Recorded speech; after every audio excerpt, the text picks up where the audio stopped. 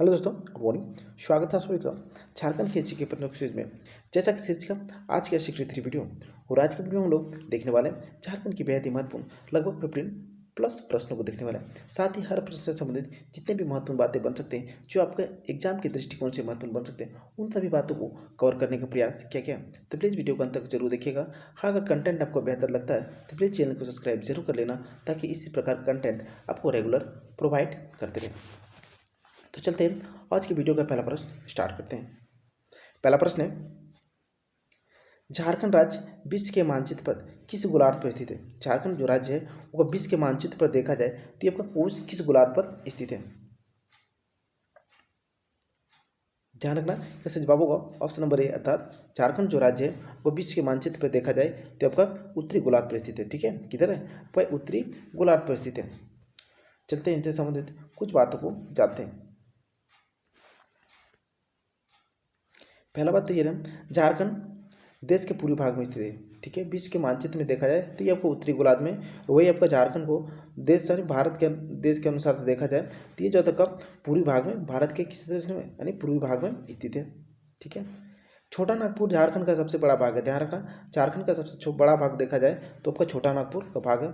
तो संथाल परगना दूसरे नंबर में आता है। ठीक ना, राज्य का जो कुल क्षेत्रफल है 79,714 वर्ग किलोमीटर है। ध्यान रखना, झारखंड राज्य का जो कुल क्षेत्रफल है 79,714 वर्ग किलोमीटर है, जो देश के कुल क्षेत्रफल का आपका 2.42% है। ठीक है, भारत के कुल क्षेत्रफल का आपका 2.42% रखता है। क्षेत्रफल के हिसाब से ये देश का 15वां बड़ा राज्य है। ध्यान रखना, क्षेत्रफल के हिसाब से देखा जाए तो ये भारत का जो तो 15वां बड़ा राज्य आता है। अगला प्रश्न है, और ये प्रश्न इंपॉर्टेंट प्रश्न है। ठीक है, ध्यान रखना इसको। संथाली भाषा में लिखी गई प्रथम पुस्तक an introduction to the Santhal language, ठीक है, an introduction to the Santhal language के लेखक कौन है? ऑप्शन आपका जे फिलिप्स, ऑप्शन बी बुद्धू भगत, ऑप्शन सी महुआ माझी, ऑप्शन डी आपका रामदयाल मुंडा। तो ध्यान रखना, कैसे जवाब होगा ऑप्शन नंबर ए, अर्थात जे फिलिप्स होगा। ठीक है, क्या होगा? J Phillips. यानी संथाली भाषा के जो पुस्तक थे आपका an introduction to the Santhali language, इसके जो लेखक थे आपका जे फिलिप्स थे। ठीक है, चलते हैं इनसे संबंधित कुछ बातों को जानते हैं। पहला बात यह है, an introduction to the Santhal language. ठीक है, an introduction to the Santhal language लिखा किसने? आपका जे फिलिप्स ने लिखा। संथाली भाषा का प्रथम पुस्तक था। ध्यान रखना, ये संथाली भाषा का प्रथम पुस्तक था, an introduction to the Santhal language. इसका प्रकाशन वर्ष था वो आपका 1852 में किया गया था। ठीक है, कब किया गया था? 1852 में किया गया था। संथाली भाषा का प्रथम व्याकरण एक grammar of the Santhali language, एक grammar of the Santhali language, इसका प्रकाशन आपका 1873 में होता है। ठीक है, कब होता? 1873 में ओ स्क्रेप रूट द्वारा किया गया था। ध्यान रखना, इसके द्वारा ओ स्क्रेप रूट के द्वारा किया गया एक grammar of the Santhali language. ये आपका प्रथम ग्रामर था किसका? आपका संथाली लैंग्वेज का, जिसका प्रकाशन 1873 में हुआ था। कौन थे आपका लेखक?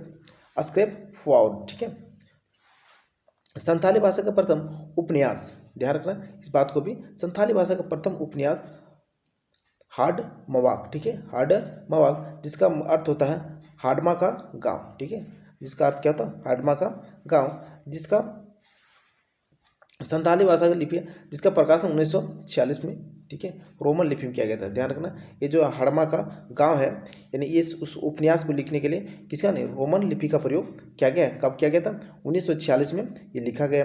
संथाली भाषा की जो लिपि है वो आपका ओलचिकी है। ध्यान रखना, संथाली भाषा की जो लिपि है एक्चुअली वो आपका ओलचिकी है, पर ये जो हाडमा का गाँव नामक उपन्यासकार जो उपन्यास जो लिखा था वो रोमन लिपि में लिखा गया था। ठीक है, बातों को ध्यान रखना।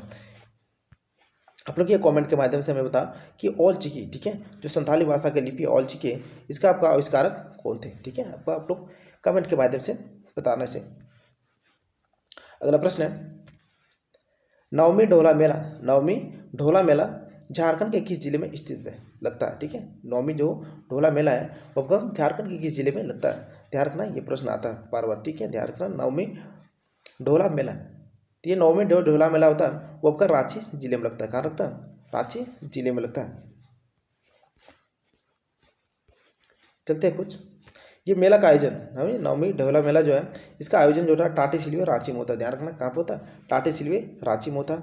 इस मेला में चैत महीने में कृष्ण पक्ष की नवमी में होता है। ध्यान रखना ये जो मेला कब लगता है, चैत महीना में लगता है, कृष्ण पक्ष के नवमी को होता है, कृष्ण पक्ष के नवमी को होता है। यह मेला होली के ठीक 9 दिन के बाद लगता है। ध्यान रखना नवमी ढोला मेला जो रांची में लगता है इसको होली के ठीक 9 दिन के बाद लगता है। प्रत्येक वर्ष यह आयोजित किया जाता है। इस मेले में राधा कृष्ण की मूर्तियों को एक डोली में रखकर क्या होता है, राधा कृष्ण की जो मूर्ति होती है एक डोली में रखकर झुलाया जाता है तथा उनका पूजन किया जाता है। ठीक है, इन बातों को ध्यान रखना। अगला प्रश्न है, कोल विद्रोह के नायक, कोल विद्रोह को जो नायक था आपका बुद्धू भगत का जन्म किस जिले में हुआ था? कोल विद्रोह का नायक बुद्धू भगत, इसका जन्म जो होता है किस जिले में हुआ था? तो ध्यान रखना वो जिला आपका रांची है। ठीक है, कोल विद्रोह का नायक आपका बुद्धू भगत का जो जन्म हुआ था वो आपका रांची जिले में होता है। चलते हैं इनसे संबंधित बातों को जान लेते हैं। बुद्धू भगत का जो जन्म हुआ था 17 फरवरी 1792 को हुआ था कि चान्हो प्रखंड के सिलाई गांव में हुआ था। ठीक है, सिलागाई गांव में हुआ था। आपका कब हुआ था? 17 फरवरी 1792 को। ठीक है, रांची जिले के चान्हो प्रखंड में, ध्यान रखना कहाँ पे, चान्हो प्रखंड के सिलागाई गांव में हुआ था।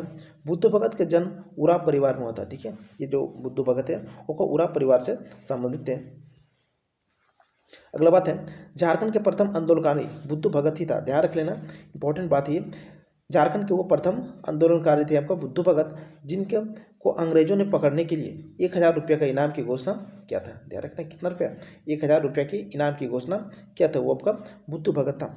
बुद्धू भगत की कप्तान इम्पो के नेतृत्व में सैनिक के खिलाफ लड़ते हुए, ध्यान रखना बुद्धू भगत की जो मृत्यु होता है यानी शहीद जो होते हैं आपका कप्तान इम्पे के नेतृत्व में सैनिकों के खिलाफ लड़ते हुए 14 फरवरी 1832 को वो शहीद हो जाता है। ध्यान रखना 14 फरवरी 1832 को वो शहीद हो जाता है।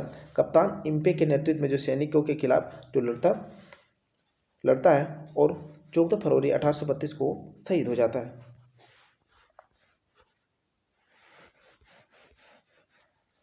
अगला प्रश्न है,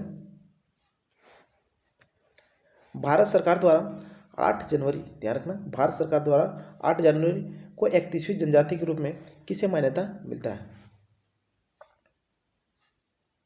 तो ध्यान रखना वो जनजाति आपका कंवर है। ठीक है, 31वीं जनजाति के रूप में आपका कंवर जनजाति को मान्यता मिलता है। वो आपका 32वीं जनजाति होता है वो कोल है। ठीक है, तो चलते हैं इनसे संबंधित महत्वपूर्ण बातों को। कंवर जनजाति जो होता है ये प्रोटो ऑस्ट्रेलोइड समूह से संबंधित है। ध्यान रखना किससे संबंधित है? कंवर जो जनजाति है जिसे 31वीं जनजाति के रूप में मान्यता मिला यह का प्रोटो ऑस्ट्रेलोइड वर्ग से संबंधित है। कंवर जनजाति खुद को कौरव का वंशज मानते हैं। ध्यान रखना ये जो कंवर जनजाति जो था खुद को कौरव का वंशज मानते हैं। कंवर जनजाति मुख्य रूप से पलामू, गुमला, सिमडेगा इत्यादि जिले में मिलता है। ठीक ना, पलामू, गुमला और सिमडेगा इसमें प्रमुखता रूप से पाया जाता है आपका कंवर जनजाति। अगला प्रश्न है और ये इंपॉर्टेंट प्रश्न है। ठीक है, राजरप्पा जलप्रपात किस नदी के संगम पर स्थित है? ठीक है, राजरप्पा जो जलप्रपात है वो किस नदी के संगम पर स्थित है? तो ध्यान रखना इसका सही जवाब होगा ऑप्शन नंबर बी अर्थात दामोदर एवं भेड़ा नदी के संगम पर। ध्यान रखना राजरप्पा जो जलप्रपात है वो आपका दामोदर एवं भेड़ा नदी के संगम पर स्थित है।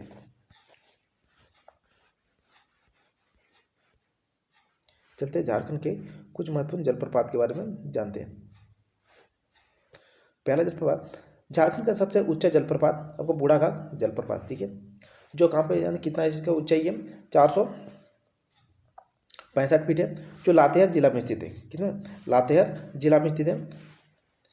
यह जलप्रपात बूढ़ाघाट नदी पर स्थित है। ठीक ना, जो बूढ़ाघाट जलप्रपात है वो बूढ़ाघाट नदी पर स्थित है। ये झारखंड का सबसे ऊंचा जलप्रपात है। झारखंड का दूसरा सबसे ऊंचा जलप्रपात हुंड्रू जलप्रपात है। ध्यान रखना हुंड्रू यानी दूसरे नंबर में आता है हुंड्रू जलप्रपात जिसकी ऊंचाई आपका 320 फीट है, जो आपका स्वर रेखा नदी पर स्थित है। किस पर स्थित है? आपका स्वर रेखा नदी पर स्थित है। हुंड्रू जलप्रपात ये आपका रांची जिले में संबंधित है यानी रांची जिले में स्थित है। ठीक है, तीसरा था आपका दसम जलप्रपात जिसकी ऊंचाई 130 फीट है। ठीक है, कितना? 130 फीट है, जो झारखंड जिले रांची जिले के कांची नदी पर स्थित है। ध्यान रखना, जो 10वां जलप्रपात है आपका झारखंड में रांची जिले के कांची नदी पर स्थित है। ठीक ना। अगला प्रश्न है,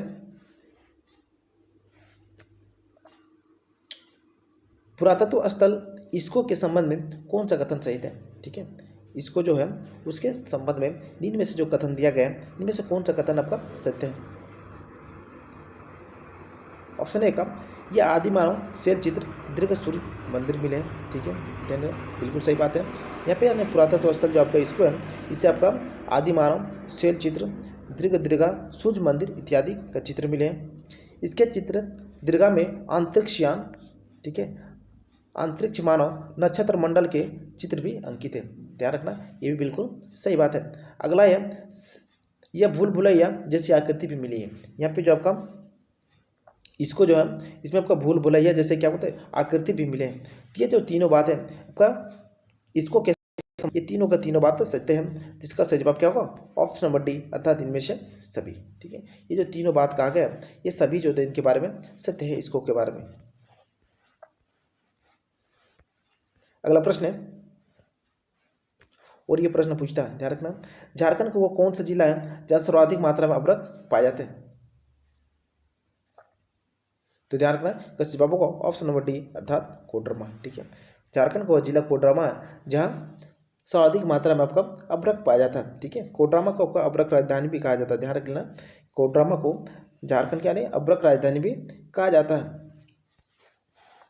चलते हैं इनसे संबंधित महत्वपूर्ण बातों को जानते हैं। पहला बात तो ये रहा, कोडरमा जिला की स्थापना, कोडरमा जिला की स्थापना 10 अप्रैल 1994 को होता है। ठीक है, इसका जो कुल क्षेत्रफल है वह 1655.61 किलोमीटर स्क्वायर है, और कोडरमा जिला के जो साक्षरता दर है वो आपका 66.84% है। ध्यान रखना, कितना, 66.84% है। कोडरमा का जिला का जो जनसंख्या घनत्व है वो कितना, 282 है। ठीक है, ध्यान रखना, कितना जनसंख्या घनत्व आपका 282 है। कोडरमा जिला को भारत की अभ्रक राजधानी तथा चमकीला धरती के नाम से भी जाना जाता है। ध्यान रख लेना, भारत का अभ्रक राजधानी और चमकीला धरती के नाम से भी पुकारा जाता है। अगला प्रश्न है, झारखंड में कुल कितने वन्य प्राणी आश्रय स्थल अवस्थित है। ठीक है, झारखंड में जो आपका कुल मिलाकर कितने वन्य प्राणी आश्रय स्थल जो था अवस्थित है। तो ध्यान रखना, कैसे जवाब होगा, ऑप्शन नंबर ए, अर्थात 11। ठीक है, झारखंड में देखा जाए तो कुल वन्य जीव प्राणी जो स्थल है, आश्रय स्थल है वो आपका 11 है। ठीक है, वही आपका राष्ट्रीय नेशनल पार्क देखा जाए तो आपका 1 है। ठीक ना, चलते हैं इनसे संबंधित बातों को जानते हैं। पहला बात है, झारखंड में कुल राष्ट्रीय उद्यानों की संख्या आपका 1 है। ध्यान रखना, राष्ट्रीय उद्यानों की संख्या केवल प्राणी स्थल का आश्रय स्थल देखा जाए तो आपका 11 है, लेकिन राष्ट्रीय उद्यान की संख्या देखा जाए तो आपका 1 ही है, वो क्यों है, वह बेतला नेशनल पार्क है। ठीक है, बेतला नेशनल पार्क की स्थापना 1986 ईस्वी में लातेहार जिला में होता है। ध्यान रखना, बेतला जिला जो था यानी बेतला नेशनल पार्क जो आपका कहाँ पे है, आपको 1986 में इसका स्थापना होता है। कहाँ पे, ये लातेहार जिला में है।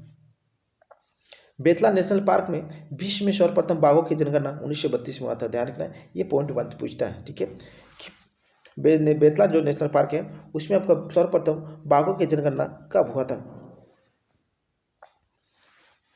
तो कब हुआ था, ये 1932 में हुआ था। ध्यान रखना।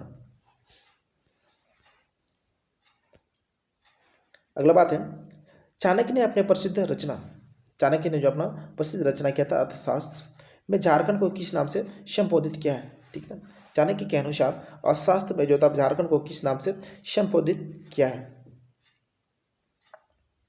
तो ध्यान रखना, चाणक्य ने आपको झारखंड को आपको कुक्कुट देश के नाम से पुकारा है। ठीक है, झारखंड को चाणक्य ने आपको अर्थशास्त्र में कुक्कुट नाम से संबोधित किया, यानी कुक्कुट देश के नाम से संबोधित किया है। ठीक है, चलते हैं इनसे संबंधित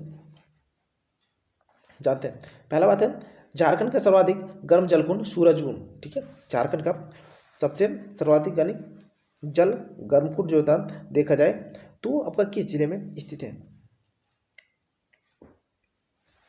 तो ध्यान रखना, कैसे जवाब होगा, ऑप्शन नंबर सी, अर्थात हजारीबाग में। ठीक है, झारखंड का सर्वाधिक गर्म जलकुंड, ये तो भारत का सर्वाधिक गर्म जलकुंड जो देखा जाए वो कहाँ पे, ना हजारीबाग में स्थित है। इसकी जो पानी का टेम्परेचर होता है वो आपका 88 डिग्री सेल्सियस होता है। ध्यान रखना है कितना, 88 डिग्री सेल्सियस होता है। चलते हैं झारखंड के कुछ महत्वपूर्ण आपका जलकुंड है, उन सभी को देख लेते हैं। तेतुलिया गर्म जलकुंड, ठीक है, तेतुलिया गर्म जलकुंड ये आपका धनबाद में स्थित है। ध्यान रखना कहाँ पे, धनबाद में स्थित है। तातापानी गर्म जलकुंड ये आपका लातेहार जिले में स्थित है। कहाँ पे ना, लातेहार जिले में। दुआरी गर्म जलकुंड, दुआरी गर्म जलकुंड ये आपका चतरा में है, ठीक है। अगला कावा गर्म जलकुंड ये आपका हजारीबाग में स्थित है, ठीक है।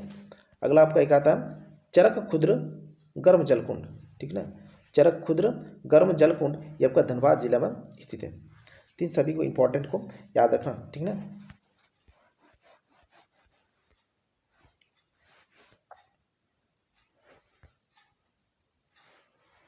अगला प्रश्न है चेरो विद्रोह के संबंध में कौन सा कथन सत्य है, ठीक है। चेरो विद्रोह के संबंध में जो था इन सभी कथनों में से कौन सा कथन सत्य है।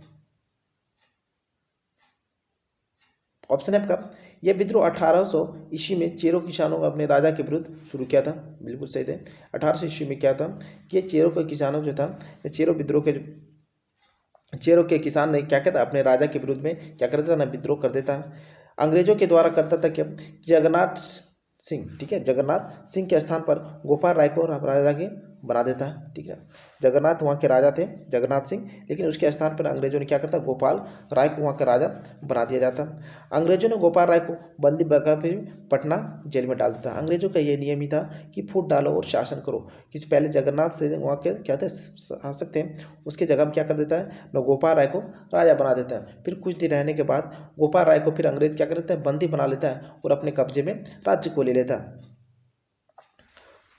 अगला बात है अंग्रेजों ने गोपाल राय को बंदी बनाकर पटना के जेल में डाल देता है। तो ये सभी बातें जो इनसे संबंधित आपका सत्य है। तो इसका सही जवाब क्या होगा, ऑप्शन नंबर डी, अर्थात इनमें से सभी, ठीक है। चेरो विद्रोह के संबंध में ये सभी बातें जो आपका सत्य कहा गया है।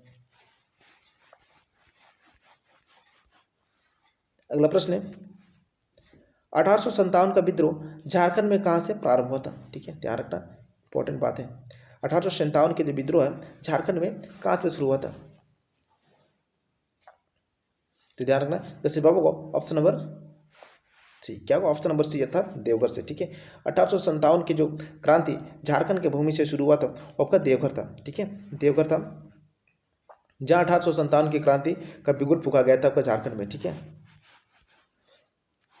चलते हैं इससे संबंधित महत्व बातों को जाते हैं। 1857 का विद्रोह झारखंड के देवघर जिला के रोहिणी गांव में शुरू हुआ था। ध्यान रखना ये गांव पूछता है, ठीक है, कि किस गांव से शुरू हुआ था, तो रोहिणी गांव कहाँ पे, ये देवघर जिले में स्थित है। रामगढ़ एवं हजारीबाग के में इस विद्रोह का जब प्रारंभ होता है, रामगढ़ एवं वही को देखा जाए, रामगढ़ और हजारीबाग में 1857 का विद्रोह का प्रारंभ होता है वह 30 जुलाई 1857 को होता है। कब होता है, 30 जुलाई 1857 को होता है। झारखंड में 1857 के विद्रोह का मुख्य प्रेरक ठाकुर विश्वनाथ सहदेव थे। ध्यान रख लेना, ठीक है। झारखंड का में जो था 1857 के विद्रोह का जो मुख्य प्रेरक था, ठीक है, वो कौन था, ठाकुर विश्वनाथ सहदेव थे। इस विद्रोह में ठाकुर विश्वनाथ सहदेव एवं पांडे गणपत राय की मुक्ति वाहिनी सेना ने बड़ा ही उल्लेखनीय भूमिका निभाई थी। ध्यान रखना मुक्ति वाहिनी सेना किसका था, पद सहदेव, विश्वनाथ सहदेव और पांडव गणपत राय के द्वारा गठित आपका मुक्ति वाहिनी सेना जो था इस विद्रोह में बड़ा ही उल्लेखनीय भूमिका निभाया था, ठीक है।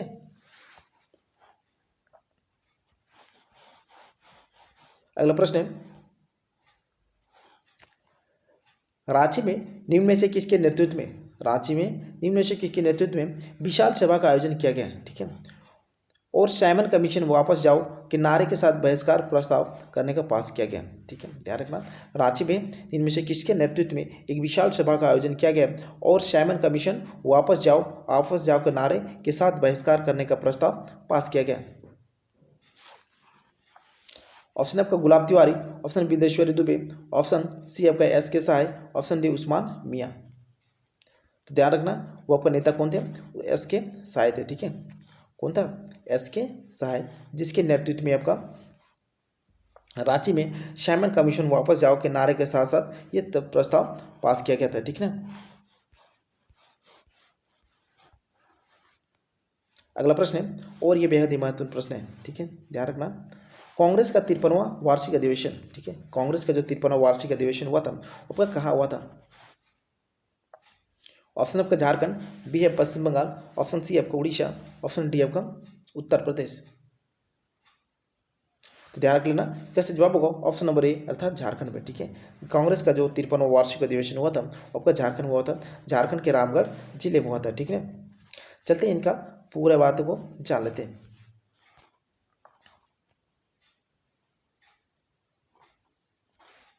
कांग्रेस का जो 53वां वार्षिक अधिवेशन हुआ था आपका झारखंड के रामगढ़ जिले में 19 से 20 मार्च 1940 को हुआ था। ठीक है, 19 से 20 मार्च 1940 को हुआ था। इसका जो अध्यक्ष थे यानी कांग्रेस का 53वां अधिवेशन जो रामगढ़ में हुआ था उसका तो अध्यक्ष किया था मौलाना अबुल कलाम आज़ाद ने किया था। ध्यान रखना, किसने किया था? मौलाना अबुल कलाम आज़ाद ने किया था। इस अधिवेशन के सभा स्थल का नाम मजहर नगर रखा गया था। ध्यान रखना, ये प्रश्न बनता है। ठीक है, यानी कांग्रेस का 53वां अधिवेशन के सभा स्थल का क्या नाम रखा गया था? मजहर नगर रखा गया था। ठीक है, और बातें, इस अधिवेशन के मुख्य द्वार का नाम जो आपका बिरसा मुंडा के नाम पर रखा गया था। ये बात को भी पूछता है, ध्यान रखना। ठीक है, मुख्य द्वार का नाम क्या रखा गया? बिरसा मुंडा के नाम पर रखा गया। फॉरवर्ड ब्लॉक नामक संस्था का जन्म इसी अधिवेशन से होता है। ध्यान रखना, फॉरवर्ड ब्लॉक की जो स्थापना हुआ था इसके कह सकते हैं इसका सूत्रपात तैयार यहीं से हुआ था। ठीक है, कांग्रेस के 53वें अधिवेशन अर्थात रामगढ़ से शुरू हुआ था। ठीक है, फॉरवर्ड ब्लॉक नामक संस्था का। तो आज के प्रश्न को यही करते हैं समाप्त, फिर मिलते हैं अगले वीडियो में। तो वीडियो कैसा लगा कमेंट के माध्यम से जरूर बताना। तो प्लीज़ मिलते हैं फिर अगले वीडियो में, तब तक के लिए आप सबको बहुत बहुत बहुत बहुत थैंक यू।